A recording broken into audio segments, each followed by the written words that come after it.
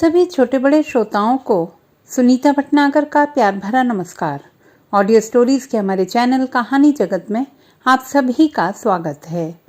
हिंदी कहानियों की श्रृंखला में आइए आज सुनते हैं प्रेमशीला शुक्ल जी द्वारा रचित कहानी नागफनी में फूल। दूसरे सभी बच्चों की तरह बचपन में मुझे भी कहानियां सुनने का बड़ा शौक था। परी और राजा की कहानियों को सुनने के साथ साथ विभिन्न जमाने की बातों को जानने की विशेष रुचि मुझ में थी। जब मैं अपनी दादी से तरह तरह की कहानियां सुनती होती तो अक्सर यह भी मांग कर बैठती, दादी आपके जमाने में लोग कैसे रहते थे? क्या आज जैसी सुख सुविधा उन दिनों में भी थी? दादी बड़े दुलार से झिड़कती सी बोलती, दुध पगली, आज जैसी सुख सुविधा हमारे जमाने में कहाँ थी? अनाज पिसाने के लिए भी दूसरे गांव जाना होता था या फिर औरतें चक्की में अनाज पीसा करती थी। तब गीत गवनी खूब होती थी, गीत गाते जाओ चक्की चलाते जाओ। हमारे जमाने की अजूबा चीज थी रेल। मैं जब रेल में बैठती तो रेल की छुक छुक के साथ साथ मेरा दिल धुक धुक करने लगता। जान में जान तब आती जब रेल से उतर जाती। मैं देखती अपने जमाने की बात करते हुए दादी के चेहरे पर हर्ष, विषाद, कुतूहल, विस्मय के अनेक रंग आते जाते रहते। जब मैं माँ से यह सवाल करती तो माँ भारत की आज़ादी की लड़ाई के अनेक किस्से सुनाती। टीवी उनके जमाने का चमत्कार था। विज्ञान की उपलब्धियां माँ की नज़र में अद्भुत थीं, लेकिन जब भी माँ नागासाकी और हिरोशिमा की चर्चा करती उनका चेहरा बुझ जाता। माँ बुद्धि और विवेक से निष्कर्ष देते हुए कहती, कुछ भी हो, अपनी सारी उपलब्धियों के बाद भी विज्ञान भगवान नहीं हो सकता। यह प्राण ले सकता है, दे नहीं सकता। अपने निष्कर्ष से माँ संतुष्ट रहती। उनकी आंखों में ईश्वर के प्रति श्रद्धा भक्ति की चमक थोड़ी और तेज हो जाती। आज जब मैं अपने जमाने की ओर नजर डालती हूँ तो पाती हूँ कि विज्ञान आदमी के जीवन को बाहरी तौर पर प्रभावित कर ही रहा है। अब उसका असर जीवन की भीतरी तहों पर भी पड़ने लगा है।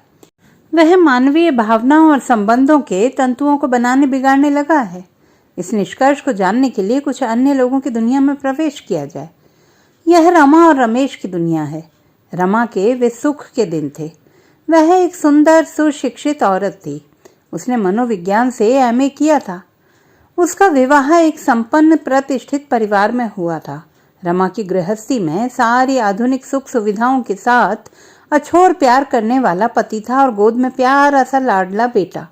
ऐसे पति और पुत्र के बाद उसे और क्या चाहिए? रमा में कभी भी इस सुख के आगे अपनी पहचान की कोई इच्छा नहीं जागी। यहाँ तक कि उसने अपने माता पिता के दिए नाम अर्चना की जगह स्वयं अपना नाम रमेश की तर्ज पर रमा रख लिया।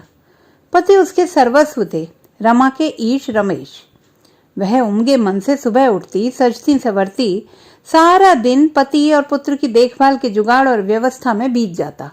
दिनचर्या तनिक भी उबाऊ और बोझिल नहीं लगती। उन दिनों रमा को लगता जैसे सारी प्रकृति उसके अनुकूल है। गृह नक्षत्र हीरे मोती बिखरते जा रहे हैं। रमा उन सब को अपने आंचल में भरती जा रही है। एक दिन सहसा जैसे सब की गति उल्टी हो गई, प्रलय आ गया। कुछ थमता ठहरता, तब तक रमा के सारे सुख उससे दूर जा चुके थे। रमा ने अपने आसपास देखा, स्वयं को देखा और पाया कि उसके समेत उसके आसपास का सब कुछ बदल गया है। ऐसा एक रविवार को हुआ था। हाँ, उस दिन रविवार था, छुट्टी का दिन। किसी तरह की कोई जल्दी नहीं थी। समय भी जैसे थोड़ा अलसाया हुआ हो। उतरते नवंबर की धूप चढ़ने को थी। हवा में थोड़ी सी ठंडक आ गई थी। रमा लॉन में पति के साथ इस सुहाने समय का आनंद लेते हुए चाय पी रही थी। तभी हॉकर आया और अखबार दे गया। रमा ने आदतन रविवारी अपने लिए रखा और बाकी पृष्ठ पति को दे दिए। पति राष्ट्रीय अंतर्राष्ट्रीय खबरों को पढ़ रहे थे। रमा फिल्म, साहित्य और संस्कृति के पृष्ठों को पलटते हुए विज्ञापन तक पहुंची। एक विज्ञापन ही प्रलय का कारण बन गया था। विज्ञापन में मुंबई के एक दंपति ने किराए की कोख के लिए निवेदन किया था। साथ ही स्पष्ट किया था कि वे पति पत्नी संतान पैदा करने के लिए मेडिकली पूरी तरह फिट हैं। उनकी समस्या यह है कि स्त्री की कोख भ्रूण के विकास के लिए उपयुक्त नहीं है। भ्रूण विकास के आवश्यक उपादान स्त्री की कोख दे नहीं पा रही है, अतः संतान पाने की उस दंपति की इच्छा पूरी नहीं हो पा रही है। विज्ञापन पढ़कर रमा के मन में करुणा जागी। वह सोचने लगी, नियति कैसे कैसे खेल खेलती है। सृजन की क्षमता तो दी, लेकिन भरण पोषण की क्षमता से ही हीन कर दिया।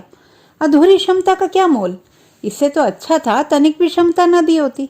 उसे अपने लाडले का ध्यान आया। उसका मन गर्व से भर गया। उसमें मातृत्व सुख प्राप्त करने की पूरी क्षमता है। एक पुलक और संतोष भरी सांस के साथ उसने अखबार पलटकर रख दिया। तभी सहसा उसके मन में विचार आया कि वह इस मामले में कुछ मदद कर सकती है क्या। उसने अखबार फिर से उठाया और अक्षर अक्षर को ध्यान से पढ़ा, एक बार कई बार। उसने सोचा मदद की जानी चाहिए तो वह स्वयं को प्रस्तुत करे। यह प्रस्ताव भी लगे हाथ मन में उगाया। पति अपने हिस्से की खबरों में मग्न थे। रमा ने अखबार सामने की टेबल पर रखकर पति को देखा। पति को देखने के बाद उसने अगल बगल देखा। सब कुछ अपनी जगह पर यथावत दिखा, लेकिन उसके मन में एक नई बात आ चुकी थी और उस बात के पीछे अनेक बातें थीं। प्रश्न थे, प्रति प्रश्न थे। क्या पति करने देंगे? स्वयं मेरे लिए ऐसा करना क्या उचित होगा? मन प्रश्नों के उत्तर प्रश्नों से देने लगा। क्यों नहीं? मन ने धर्म और नीति की व्याख्या शुरू कर दी। शास्त्र तो कहता है कि परोपकार से बड़ा कोई धर्म ही नहीं है, तो यह भी परोपकार ही है। यदि हाथ और पैर से परोपकार करते हैं तो इस रूप में क्यों नहीं? उसका अपना स्वार्थ तो कुछ भी नहीं है। विज्ञापन में 10 लाख रुपए देने की बात कही गई है, लेकिन उसे रुपयों का लोभ नहीं है। वह तो निःसंतान दंपति को संतान सुख पाने में मदद करना चाहती है। रमा ने फिर पति को देखा। वे अब भी रमा से बेखबर दूसरे समाचारों में उलझे थे। रमा ने पति से कुछ भी नहीं कहा। कई दिनों तक स्वयं प्रश्नों से भिड़ती रही, उत्तर ढूंढती रही, उचित अनुचित पर विचार करती रही। घर के कामकाज निपटाती रमा ने कोशिश की कि पति उसके भीतर उठते तूफान से अनजान ही रहें। कई दिन इसी तरह बीत गए, लेकिन प्रेमी जीव पति भांप गए कि कहीं कुछ गड़बड़ है। वो समझ गए कि रमा का वह खुलापन खोता जा रहा है जिसके कि वे कायल थे। एक रात उन्होंने ही बात छेड़ी। देखता हूँ आंखें झुकी झुकी रहती हैं, मेरे खिलाफ कोई षड्यंत्र चल रहा है क्या? वाक्य पूरा करते करते पति थोड़े और करीब आए। रमा को कोई जवाब नहीं सूझा। कोई और दिन होता तो वह शरारत भरा जवाब तुरंत उसके होंठों पर आ गया होता, लेकिन आज वह चुप रही। पति ने फिर पहुंचा। बात क्या है? चलो, मुंह से नहीं बोलना है तो दूसरे तरीके से ही बोलो। रमा को लगा रात की काली चादर भारी होती जा रही है। उसने मन को कड़ा किया और उठकर बल्ब जला दिया। बिस्तर से नीचे उतरकर वह अलमारी से अखबार का वह पन्ना उठा लाई जिसमें विज्ञापन निकला था। पति के सामने विज्ञापन रखते हुए वह चुप बनी रही। पति अखबार परे सरकाते हुए बोले, खबरें सुबह की चीज होती हैं, रात की नहीं। तुम्हें हुआ क्या है? पति कुछ समझ नहीं पा रहे थे। अब की रमा ने स्पष्ट शब्दों में कहा, मैं इस विज्ञापन के लिए स्वयं को प्रस्तुत करना चाहती हूँ। एक सांस में रमा ने अपना वाक्य पूरा किया। क्या? कहते हुए पति उठ बैठे। होश में तो हो? अपनी बात का मतलब समझती हो? पराये पुरुष का वीर्य धारण करोगी? रुपए चाहिए तुम्हें? कितना? मैं दूंगा, जितना चाहोगी उतना। तुमने ऐसा सोचा कैसे? क्या मैं क्या नाकाबिल हूं? क्या चाहिए तुम्हें? एक बेटा है तुम्हारा, तुम संतानहीन नहीं हो? पति बिना रुके पूछ रहे थे। उनकी सांसें तेज हो गई थी, चेहरा लाल और आवाज भारी। उथल पुथल रमा के भीतर भी थी, पर मौन का कवच उसकी रक्षा कर रहा था। उसने स्वयं को संभाला और दूसरे कमरे में चली गई। रमेश ने बल्ब बंद किया और अंधेरे में जलते भुनते सोने की कोशिश करते रहे। नींद को न आना था, न आई। रमेश भी उसी कमरे में पहुंच गए। मन के विषाद और रोष को शब्दों में उतारने लगे। क्या करने जा रही हो तुम? ये बात तुम्हारे मन में आई कैसे? क्या सोचा तुमने ऐसा? मैं नहीं सह सकूंगा रमा, असंभव है, असंभव। तुम ऐसा कैसे कर सकती हो? रमेश पत्नी की मनुहार में तार तार हो रहे थे। रमा अपना निर्णय को किसी भी तरह बदलने को राजी नहीं थी। अब घर साए साए करने लगा। लाडले की तोतली बोली घर को गुलजार करने की कोशिश करती, लेकिन बात बनती ही नहीं। उस दिन रमेश ड्रॉर में कोई कागज तलाश रहे थे। उनको कागज तो नहीं मिला। उन्हें विज्ञापन के जवाब में भेजे गए स्पीड पोस्ट की रसीद मिल गई। पता देखकर उनकी चुप्पी चिंगाड़ बन गई। नहीं मानी ना तुम? अपने मन की करने चली हो तो करो, लेकिन मैं ये सब बर्दाश्त नहीं कर सकता। अलग रहना होगा तुम्हें। मैं तुम्हें तलाक दे दूंगा। रमेश के तन मन में जैसे आग लग गई हो। उसी आग में जलते हुए वे जोर जोर से चिल्ला रहे थे। रमा उनकी मनहा स्थिति समझ रही थी, लेकिन उसे अपने निर्णय में कोई गलती दिखाई नहीं दे रही थी। अगर वह किसी निसंतान दंपति को संतान सुख देने का माध्यम बन सकती है तो हर्ज ही क्या है? रमा ने कुछ भी जवाब नहीं दिया। वह जान रही थी कि पति के लिए यह परपुरुष से संबंध बनाना है, उसके लिए यह विज्ञान की एक उपलब्धि में शामिल होना है, किसी दूसरे के काम आना है। भीतरी बाहरी अंगों का झमेला वह पालना नहीं चाह रही थी। उसने सोचा आज ही जाने की तारीख भी बता दूं तो झंझट खत्म हो। चीखते चिल्लाते रमेश दाढ़ी बनाने बैठे, गालों पर क्रीम लगाई और रेजर उठाया ही था कि कमरे से आवाज आई, परसों रात मुझे मुंबई जाना है। रमेश का रेजर गहरा चल गया, ठुड्डी से लाल लाल बूंदें लकीर बनकर निकल आईं। रमेश को लगा अभी तुरंत अभी रमा कमरे से निकलेगी और देखकर घबरा जाएगी और देखभाल में जुट जाएगी। हुआ भी ऐसा ही। रमा जाने किस कारण से कमरे में निकल आई थी। रमेश की ठुड्डी से टपकते खून की बूंदों ने उसे परेशान कर दिया था। वह डिटॉल से भीगी रुई से उसका चेहरा पोंछती जा रही थी और रुआंसे स्वर में बोलती जा रही थी, बिल्कुल बच्चे हो, अपना ख्याल नहीं रख सकते। रमा के स्पर्श से रमेश का दर्द गायब हो गया, साथ ही अपनी बात कहने का उसे सही मौका मिल गया। आंसू भरी आंखों से उसने याचना की, नहीं रख सकता, कभी रखा भी नहीं, तुमने ही रखा है, आज तक संभाला है तुमने ही, अब छोड़कर क्यों जा रही हो? मत जाओ रमा, मत जाओ। रमा थोड़ा पसीजी और चुहल भरे अंदाज में माहौल को हल्का करने के लिए बोली, वापस तुम्हारे पास ही आऊंगी। रमेश का दुख गायब हो गया और रोष भड़क उठा, असंभव, पर पुरुष से जुड़ने जा रही हो तुम, यह पाप है। रमेश उसे कंधे से झकझोरते हुए बोला, पाप कैसा? व्याभिचार कर रही हूँ या चोरी कर रही हूँ? तुमसे बताकर एक दुखी दंपत्ति की मदद कर रही हूँ, रमा का जवाब था। तो धर्म कर रही हो तुम? रमेश की आवाज गले में अटकती जा रही थी। रमा ने कोई जवाब नहीं दिया। मौन की चादर फिर से घर पर तन गई। इसे रमेश ने ही हटाया था, रमा के सामने तलाक के कागजात रखकर। रमेश ने वकील से मिलकर सारी औपचारिकता पूरी कर ली थी, अपने हस्ताक्षर कर दिए थे, सिर्फ रमा के हस्ताक्षर बाकी थे। रमेश ने लाडले को अपने साथ रखना चाहा था। रमा के मन में टीस सी उठी, उसे इसका अंदेशा था। अपने निर्णय से वह पलटना नहीं चाहती थी, अतः रमेश की बातों को मानते हुए उसने हस्ताक्षर कर दिए। अंततः मुंबई जाने का समय भी आ गया। जब रमा घर से निकल रही थी, लाडला गहरी नींद में था। रमेश नींद का बहाना करने की कोशिश में थे।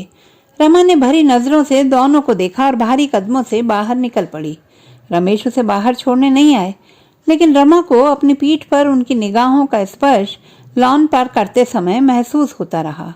शादी के बाद अकेले यात्रा करने का यह रमा का पहला अवसर था। जहां भी गई, जब भी गई, पति उसके साथ थे। मुंबई महानगरी की ओर भागती ट्रेन की गति के साथ साथ उसका मन तालमेल नहीं बैठा पा रहा था। रात के अंधेरे में यदाकदा बजती सीटी उसे चाबुक की तरह लग रही थी। उसकी चोट से वह तिल मिला उठती और अपने किए के औचित्य पर विचार करने लगती। फिर भी उसे लग रहा था कि इसमें गलत जैसा कुछ भी नहीं है। नींद में कभी कभी लाडले के फड़कते होंठ उसे याद आ रहे थे। नींद से बोझिल अल्हड़ पति की छाती उसे याद आ रही थी। फिर भी इन यादों से बड़ा उसे वह काम लग रहा था जिसके लिए वह जा रही थी। मुंबई स्टेशन पर सुंदरम दंपत्ति ने उसका स्वागत किया।